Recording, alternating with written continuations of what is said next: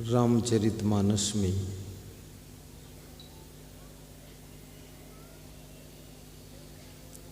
जिस समय रावण ने मामा मारीच को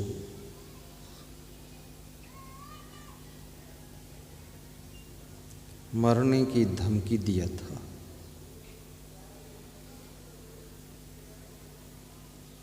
मामा मारीच विचार करने लगे कि मरना तो एक बार है, क्यों धर्म से डरे। धमकी चाहे जो दीजिए पर रंच न टरे। किसी की धमकी से घबरा करके धर्म को छोड़ देना ये बहुत बड़ा पाप होता है। छोटी छोटी बातों से प्रभावित होकर के अच्छे से अच्छे संगठन को तोड़ देना ये भी एक छोटा सा पाप होता है। सहनशीलता एकता की डोरी को मजबूत करने का साधन है। विवेक हर समस्या का समाधान ढूंढने में सक्षम है। स्वभाव की सरलता सफलता की कुंजी है।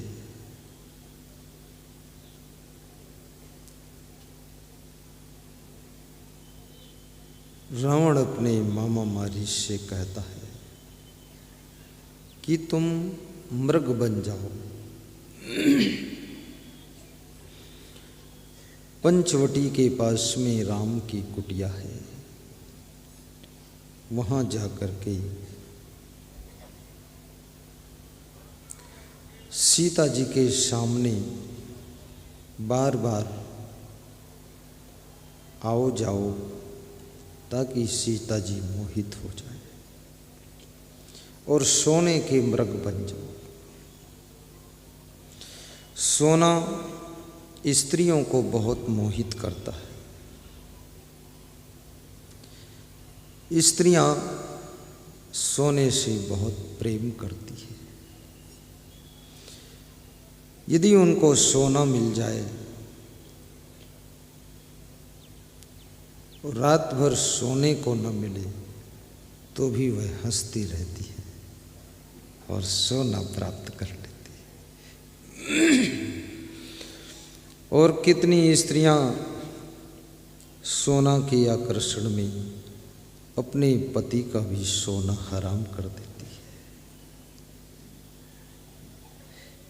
ये सोना कोई साधारण चीज नहीं है।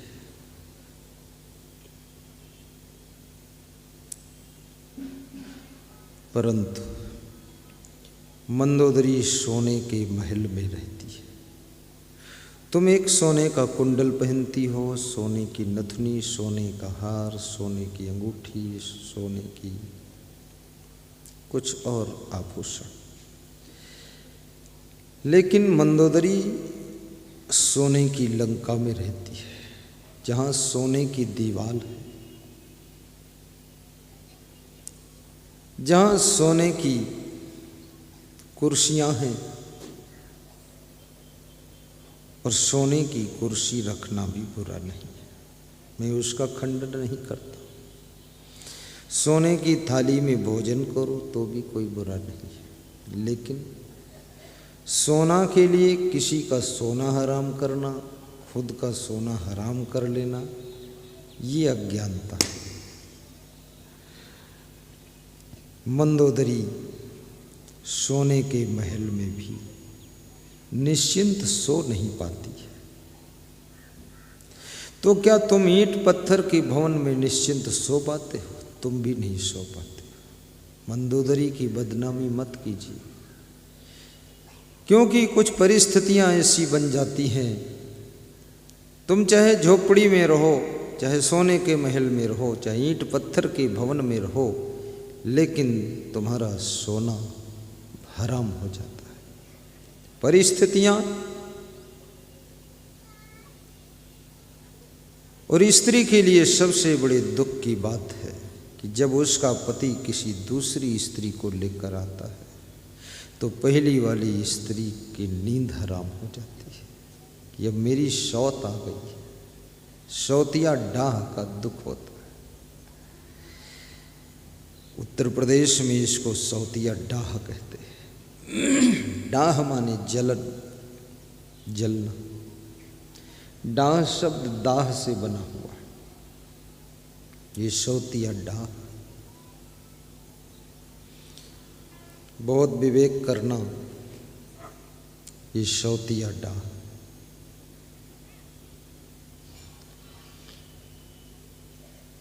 मंदोदरी दुखी है, रावण को बारंबार समझाती है, परंतु याद रखना तुम किसी को भी समझा सकते हो, पर वो समझ सकता है कि नहीं समझ सकता है, ये बात बहुत कठिन है। तुम कोशिश कर सकते हो समझाने की कि इस विषय के बारे में इसको समझा दो, पर उसके समझ में आए ना आए क्या पता। और दुनिया का सबसे कठिन कार्य है दूसरों को समझाना, और उससे भी कठिन कार्य है खुद को समझाना। जो खुद को समझा सकता है वो फिर दूसरों को भी आसानी से समझा सकता है। जो खुद ना समझ है वो दूसरों को कैसे समझा सकता है। जिस घड़ी का खुद टाइम गलत है उस गलत टाइम वाली घड़ी से सब घड़ियों का टाइम कैसे सही किया जा सकता है। इसलिए पहले खुद की घड़ी का टाइम सेट करो, उसके बाद सब घड़ियां तुम्हारी घड़ी से मिलाकर ठीक हो जाएगी।